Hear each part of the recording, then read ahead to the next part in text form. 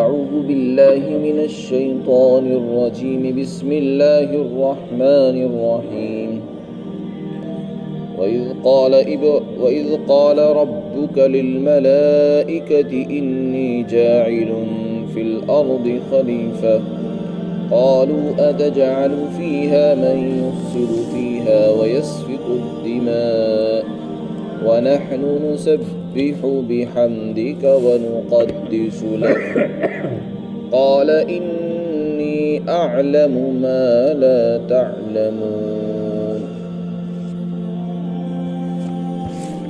اور اس وقت کو یاد کرو جب آپ کے پروردگار نے فرشتوں کو کہا کہ میں زمین میں ایک خلیفہ اور نائب بنا رہا ہوں۔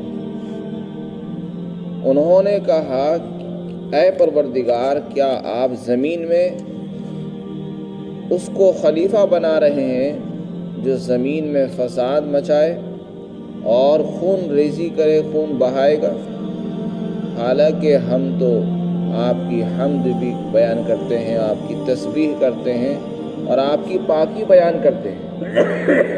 اللہ نے ارشاد فرمایا کہ میں زیادہ جانتا ہوں اس حکمت کو جو تم نہیں جانتے۔ اس سے پہلی آیات میں اللہ نے اپنے خصوصی انعامات کا بھی ذکر فرمایا تھا، عمومی انعامات کا بھی بیان کیا، اور انعامات کو ذکر کر کے یہ بتایا کہ جو ذات کسی پر احسان کرے اس کے احسان کو ماننا یہ فطرت کا بھی تقاضا ہے، عقل بھی اس کا تقاضا کرتی ہے، طبیعت بھی اس کو چاہتی ہے کہ کسی نے ہم پر کوئی احسان کیا ہم اس کے احسان کو مانیں اور اس کا بھی کہنا مانیں۔ چنانچہ دنیا میں بھی یہی دستور ہے کہ جو کوئی کسی پر احسان کرتا ہے کہ انسان اس کا فطری طور پر اس کا کہنا مانتا ہے، اس کی بات مانتا ہے۔ تو جس ذات نے ہمارے اوپر بے شمار احسانات کیے ہوں تو اس کا احسان کو ماننا تو ہمارے اوپر بدرجے والا فرض ہونا چاہیے۔ تو اس سے پہلے جن انعامات کو اللہ نے خصوصی طور پر ذکر کیا وہ انعامات محسوسات کے قبیل سے تھے، یعنی وہ انعامات تھے جو انسان کو نظر بھی آتے ہیں، جیسے کہ کھانا پینا، زمین آسمان، ہوا پانی، پہاڑ۔ اب ان آیات میں اللہ نے اپنے مخصوص انعامات کو ذکر کیا جو نظر نہیں آتے، یعنی وہ معنوی ہیں، جیسے کہ علم اور ترقی، ایک کا دوسرے پر فوقیت لے جانا، یہاں سے اسی کو بیان کرنا، خلافت، نیابت، حکومت، سلطنت۔ تو اللہ تعالیٰ نے اسی کے ذیل میں حضرت آدم علیہ السلام کا قصہ ذکر کیا، ان کی تخلیق اور ان کے خلیفہ اور نائب بنائے جانے کا بھی تذکرہ فرمایا۔ اللہ تعالیٰ فرماتے ہیں کہ اس وقت کو یاد کرو جب ہم نے فرشتوں سے کہا کہ میں زمین میں ایک خلیفہ اور نائب بنا رہا ہوں۔ یہ ارشاد کب ہوا اللہ تعالیٰ کا؟ حضرات مفسرین فرماتے ہیں کہ جب اللہ نے انسان کو پیدا کرنے کا ارادہ فرمایا تو اپنے ارادے کا اظہار فرشتوں کی جماعت کے سامنے بھی کیا۔ اللہ تعالیٰ کا فرشتوں کے سامنے اس بات کا ظاہر کرنا کہ میں ایک انسان بنا رہا ہوں جو زمین میں خلیفہ ہوگا، اس کا کیا مقصد تھا؟ تو اس کا جواب یہ ہے کہ اللہ تعالیٰ تو کسی کا محتاج نہیں ہے کہ اس کو کسی سے مشورے کی ضرورت پیش آئے، تو اللہ مشورے کا تو محتاج نہیں ہے۔ مشورے کا محتاج تو انسان ہے جس کے اوپر کسی بھی کام کے سارے پہلو روشن اور واضح نہیں ہوتے، اس لیے وہ دوسروں سے سوال کرتا ہے، مسئلے معلوم کرتا ہے، مشورے لیتا ہے۔ اور نہ کوئی ایسا معاملہ تھا کہ وہاں کوئی پارلیمانی حکومت ہو کہ سب کے حقوق برابر ہوں، اس لیے دوسروں سے رائے لی جا رہی ہو، کیونکہ وہاں تو خالق اور مخلوق کا معاملہ ہے۔ تو خالق کو سارے اختیارات حاصل ہے، مخلوق کو کوئی اختیار حاصل نہیں۔ تو نہ تو وہاں مساوی حقوق تھے اور نہ کوئی مشورہ لینے کی ضرورت اور حاجت تھی۔ مقصد صرف امتحان اور آزمائش تھی، فرشتوں کا امتحان لینا مقصود تھا۔ اللہ نے اپنی رائے کو ظاہر کیا کہ اے فرشتوں، میں زمین میں خلیفہ بنانے جا رہا ہوں۔ اور فرشتوں نے اس پر یہ کہا کہ اے پروردگار، آپ ایسی مخلوق پیدا کرنے جا رہے ہیں جن کے اندر خیر کا مادہ بھی ہے، شر کا مادہ بھی ہے، جن میں نیکی کرنے کی صلاحیت بھی موجود اور گناہ کرنے کی صلاحیت بھی موجود۔ تو بظاہر یہ بات سمجھ میں نہیں آ رہی ہے کہ ایسی مخلوق کو کیوں پیدا کیا جا رہا ہے جو گناہ کرنے کی طاقت رکھتی ہے۔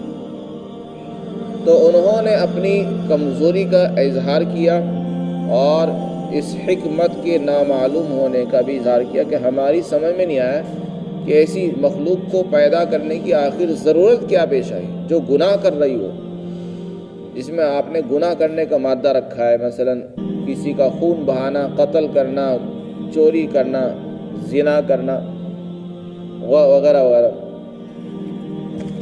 تو یہ جو فرشتوں کی طرف سے یہ بات جو رکھی گئی، یہ کسی اعتراض کے پس منظر میں نہیں تھی، بلکہ ان کا مقصد اپنے حیرانی کو ظاہر کرنا تھا کہ ہماری بات سمجھ میں نہیں آئی، کیونکہ اللہ کے فیصلے پر اعتراض وہ بھی نہیں کر سکتے تھے، اس لیے کہ اللہ نے ان کو معصوم عن الخطا بنایا ہے، وہ خود بھی پاک ہے اور ان سے ایسی غلطی کا تصور نہیں کیا جا سکتا۔ ان کا یہ جملہ بظاہر حیرت کا اظہار تھا کہ ہماری بات یہ سمجھ میں نہیں آ رہی کہ آپ اس کو پیدا کر کے کیا چاہتے ہیں۔ جہاں تک عبادت کا معاملہ ہے تو عبادت کے لیے تو فرشتوں کی جماعت بہت مناسب اور موزوں ہے، کیونکہ آپ نے فرشتوں کے اندر سب کچھ رکھا ہے، نیکی کا جذبہ رکھا ہے، ان سے گناہ ہوتا ہی نہیں۔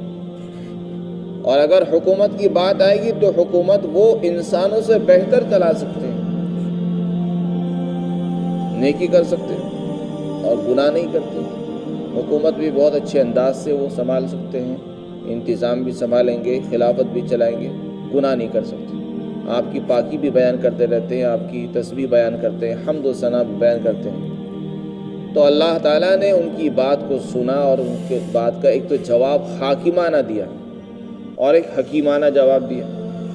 حاکمانہ جواب یہ دیا کہ انسان کو پیدا کرنے میں کیا حکمت ہے اور اس کی کیا ضرورت پیش آ رہی ہے، اس کو تم نہیں جانتے، اسے میں زیادہ جانتا ہوں۔ ایک جواب اللہ تعالیٰ نے یہ دیا۔ دوسرا جواب یہ دیا کہ انسان کو ہم جو بنانے جا رہے ہیں اس کی وجہ یہ ہے کہ وہ ایک ایسی مخلوق ہوگی جو علم میں ساری مخلوق پر فائق ہوگی اور افضل ہوگی، ساری مخلوق سے افضل اور اعلیٰ ہوگی۔ یہ دو جواب دیے گئے، جس سے پتہ چلا کہ اللہ کے فیصلے کو اللہ ہی جانتے ہیں۔ اللہ نے بتا دیا کہ ہماری حکمتوں کو آپ بھی نہیں جانتے۔ بعض مفسرین نے لکھا ہے کہ فرشتوں نے یہ جملہ جو کہا وہ اس لیے کہا تھا کیونکہ انسان سے پہلے دنیا میں جنات رہتے تھے اور جناتوں نے زمین کے اندر خوب خوریزی کی، لڑائی جھگڑے کی، ایک دوسرے کو مارا، قتل و غارت گری کی۔ تو وہ سارے منظر ان کی نگاہوں کے سامنے تھے، اس لیے انہوں نے یہ بات کہی کہ جب جناتوں نے جب اس طرح خوریزی کی تو یہ مخلوق بھی خوریزی کرے گی۔ لیکن اللہ جانتے تھے کہ اس میں کیا فائدہ ہوگا، کیا حکمت اور نصیحت ہوگی، اس لیے اللہ نے فرمایا میں جانتا ہوں، تم نہیں جانتے۔ اور وہ کیا چیز ہے؟ وہ یہ ہے کہ اللہ دنیا میں امتحان لینا چاہتے ہیں۔ اللہ نے ہمارے اندر نیکی کا جذبہ بھی رکھ دیا ہے، گناہ کا جذبہ بھی رکھ دیا۔ اب دونوں جذبے رکھنے کے بعد ہمیں اللہ نے اختیار دے دیا کہ اب دیکھو تم کیا کرتے ہو۔ یہی امتحان ہے۔ انسان کو اللہ نے گناہ کرنے کا پورا ملکہ دے رکھا ہے، نیکی کرنے کی پوری طاقت دے رکھی ہے، اب اس کو چھوڑ دیا آزاد۔ اب اللہ دیکھنا چاہتے ہیں کہ انسان اللہ کے خوف اور ڈر کی وجہ سے گناہ والے خیال کو چھوڑ کر میرے حکموں کو پورا کرتا ہے یا گناہ پر چلنے کی کوشش کرتا ہے۔ اگر ہم اللہ کے حکموں کو پورا کریں گے اللہ کے امتحان میں کامیاب ہوں گے، اور اگر ہم نے اپنی خواہشات کی غلامی کی، خواہشات کے پیچھے چل دیے تو امتحان میں ناکام ہو جائیں گے اور آخرت میں ہماری پکڑ ہوگی۔ بس اسی کا نام امتحان ہے۔ یہ دنیا ساری کی ساری دارالامتحان اسی لیے بنائی گئی ہے کہ اللہ نے سارے انسانوں کو امتحان کے لیے بنایا۔ حضرت آدم علیہ السلام کو اللہ تعالیٰ نے روئے زمین کی خلافت کے لیے پیدا فرمایا، جیسے کہ ارشاد فرمایا کہ میں زمین میں خلافت قائم کرنا چاہتا ہوں۔ خلافت کا کیا مطلب ہے؟ خلافت سے مراد ہے اللہ اپنا نائب بنانا چاہتا ہے۔ قرآن کریم کی آیات سے پتہ چلتا ہے کہ روئے زمین پر ساری کائنات پر، زمین ہو آسمان ہو، ہر چیز پر اصل اقتدار اعلیٰ اللہ کا ہے۔ ان الحکم الا للہ۔ اور کئی جگہ قرآن کریم میں فرمایا کہ حکومت اللہ کا حکم چلتا ہے، کسی اور کا نہیں چلتا۔ البتہ زمین کے انتظام کو اللہ نے چلانے کے لیے اپنے کچھ نائب بھی بھیجے جن کو انبیاء کہا جاتا ہے۔ تو اللہ تعالیٰ انبیاء علیہ السلام کو مبعوث فرماتے ہیں، وہی زمین پر اللہ کے خلیفہ اور نائب ہوتے ہیں، اور وہ دنیا کا نظام چلاتے ہیں، زمین میں لوگوں کی تعلیم اور تربیت کا بھی بندوبست کرتے ہیں، اور ان کی مملکت سلطنت کو بھی چلاتے ہیں، اور ہر چیز میں ان کی رہنمائی کرتے ہیں۔ ان کا براہ راست اللہ سے تعلق ہوتا ہے، اللہ سے وہ پوچھ کر چلتے رہتے ہیں، اس کو کہتے ہیں خلافت۔ تو جو زمین پر خلیفہ ہوتا ہے وہ اللہ کا زمین پر نائب ہوتا ہے، اور اللہ اس کی مدد فرماتے ہیں۔ سب سے پہلے خلیفہ جو اللہ نے پیدا فرمائے وہ حضرت آدم علیہ السلام ہوئے، اور آخری خلیفہ حضرت محمد صلی اللہ علیہ وسلم۔ یہ حضرت آدم علیہ السلام سے حضرت محمد صلی اللہ علیہ وسلم تک اللہ کی خلافت چلی ہے۔ اللہ نے مختلف اوقات میں انبیاء علیہ السلام پیدا فرمائے۔ شروع میں انبیاء علیہ السلام مختلف علاقوں کے لیے آتے، ہر علاقے کا الگ نبی اور خلیفہ ہوتا، لیکن آخر میں آپ صلی اللہ علیہ وسلم جو مبعوث ہوئے ہیں تو آپ ساری عالم کے لیے اور اسی طرح ساری انسانیت کے لیے آپ کو نبی بنا کر بھیجا گیا ہے، اور قیامت تک کے لیے آپ کی نبوت جاری رہے گی۔ یعنی آپ ہی کے رسالت پر اور آپ ہی کی تعلیم شریعت پر لوگ چلتے رہیں گے، اسی کے مطابق چلنے میں ہماری کامیابی ہوگی، اس کے خلاف چلنے میں ہم سب کی ناکامی ہوگی، اللہ تعالیٰ نے بیان فرما دیا ہے۔ تو فرشتوں نے یہاں پر کئی باتیں کی، اللہ نے ان کا جواب دے دیا کہ میں جانتا ہوں تم نہیں جانتے ہو۔ اللہ فرماتے ہیں کہ اس وقت کو یاد کرو جب آپ کے رب نے فرشتوں سے کہا کہ میں زمین میں ایک خلیفہ اور نائب بنا رہا ہوں۔ فرشتوں نے کہا کہ اے باری تعالیٰ، کیا آپ زمین میں ایسے شخص کو خلیفہ بنائیں گے جو زمین میں فساد پھیلائے گا اور خون بہائے گا؟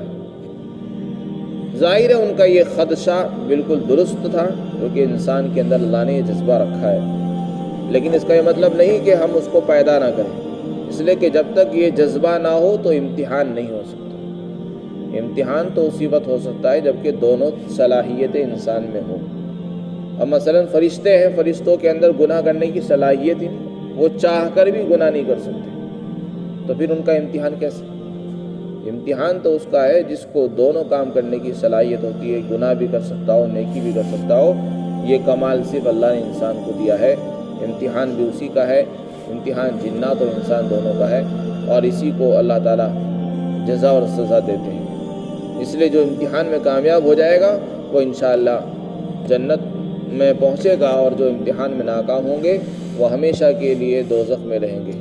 اللہ تعالیٰ سے ہمیں دعا کرنی چاہیے کہ اللہ ہمیں دنیا کے اس امتحانات میں کامیابی عطا فرمائے اور وہاں کی باغ و بہار عطا فرمائے۔